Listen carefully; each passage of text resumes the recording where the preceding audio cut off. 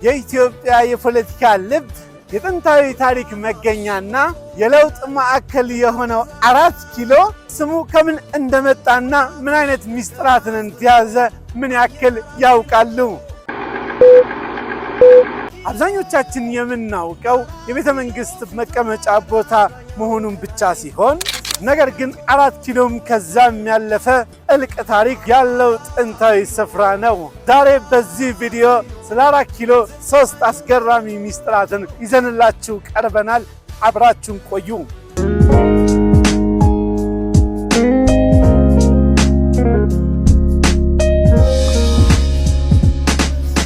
የመጀመሪያው አስገራሚው ነገር የስሙ አመጣጥ ሲሆን በአፄ ምኒልክ ዘመነ መንግስት አዲስ አበባ ስትቆረቆር የመንገድ ርቀት መለኪያ የሚጀምረው ከፒያሳ ጊዮርጊስ ቤተክርስቲያን ነበር።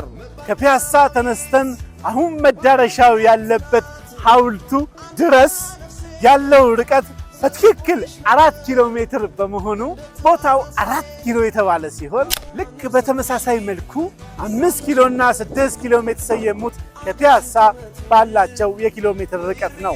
ሁለተኛው አስገራሚው ነገር 4 ኪሎ የሀገሪቱ የውሳኔዎች ሁሉ መፍለቂያ መሆኑ ነው።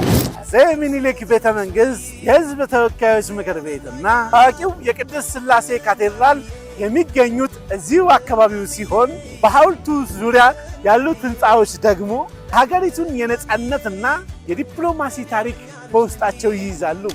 በጣሊያኑ ወረራ ወቅት ፋሺስት ጦር ዋና ማዘዣውን ያደረገው እዚሁ 4 ኪሎ አካባቢ ነበር።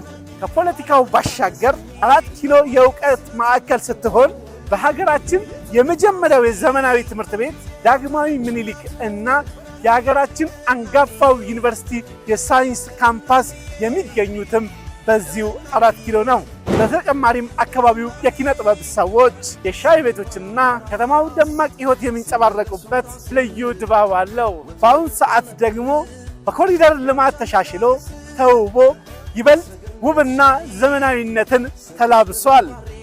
4 ኪሎ ለአዲስ አበባ ብቻ ሳይሆን ለመላው ኢትዮጵያ ትልቅ የታሪክ አሻራም ነው።